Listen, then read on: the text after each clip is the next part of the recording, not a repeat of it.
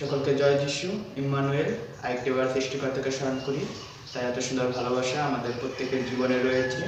আর আজকে আমি আপনাদের মাঝে সুন্দর একটি বিষয় নিয়ে আজকে কথা বলবো, তা হলো মণ্ডলী। অনেকে আছে যে আমরা মণ্ডলীতে যাই না বা গির্জায় যাই না, আর আজকে আমি সেই বিষয় নিয়ে আমি আপনাদের মাঝে কথা বলবো। আর মণ্ডলী এমন একটা জিনিস যেখানে ঈশ্বরের বাক্য বিলিয়ে দেওয়া হয়। আর আজকে আপনি আমি যারা যাচ্ছি না, তারা সেই বাক্য থেকে বা সেই ঈশ্বরের সেই বাক্য থেকে আমরা দূরে সরে আসছি। এবং আমরা একটি বিষয় ভালোভাবে বুঝি যে যখন আমরা খাওয়া দাওয়া করি, খাওয়া দাওয়া করার সময় আমরা কি করি, খাবার টেবিলে যাই বা আমাদের শরীরে এনার্জির জন্য আমরা কি করি, আহার করি, ভাত খাই বা যা কিছু অনেক কিছু হতে পারে, আমরা খাওয়া দাওয়া করি। তেমনিভাবে আত্মারও খাবার দরকার আছে, আর সেই আত্মার খাবার হলো ঈশ্বরের বাক্য। আর আপনাকে ঈশ্বরের বাক্য অবশ্যই আহার করতে হবে, কারণ ঈশ্বরের বাক্য আপনার আত্মাকে সঞ্জীবিত করে, আর ঈশ্বরের বাক্য আপনার আত্মাকে সতেজ রাখে। তখন আমরা খাওয়া দাওয়া করি।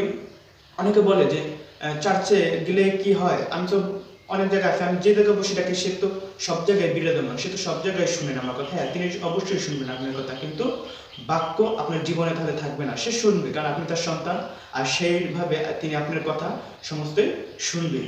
এখন বিষয় হচ্ছে যে অনেকে বলে যে আমি চার্চে যাচ্ছি না, আমি পাচ্ছি সবকিছু, আমি পাচ্ছি।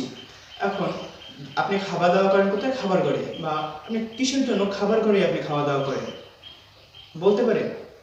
কারণ সেখানে সমস্ত কিছু কি রয়েছে, বিভিন্ন জিনিস আপনি একসাথে পাচ্ছেন, সেটাকে সবার সাথে আপনি পাচ্ছেন। আপনি কিসের জন্য? আপনি তো খেতে পারতেন কোনো গাছের নিচে গিয়ে, বা কোনো অন্য এক জায়গায় গিয়ে, বা অন্য কোনো ঘরে গিয়ে। কিসের জন্য আপনি খাবার ঘরে গিয়ে খাচ্ছেন? এবং বিষয় হচ্ছে যে তেমনিভাবে বাক্য আপনাকে নিতে হবে, আর বাক্য পাবেন আপনি শুধু গির্জাঘরে গেলে, এবং সেখানেই আপনার আত্মিক খাদ্যটা সেখানে আপনাকে দেওয়া হচ্ছে। আর সে বাক্য একমাত্র গির্জাঘরে এবং চার্চে আপনাকে দেওয়া হয়, এবং সেটা ঈশ্বর আপনাকে দেয় প্রচারক, পালক, যে কোনো মধ্য দিয়ে আপনাকে দিচ্ছে এবং আত্মাকে সঞ্জীবিত রাখার জন্য।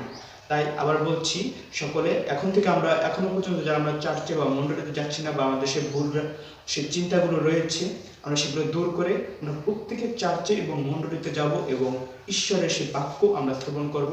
সকলকে আরেকটি বার খ্রিস্ট শুভেচ্ছা। জয় যিশু।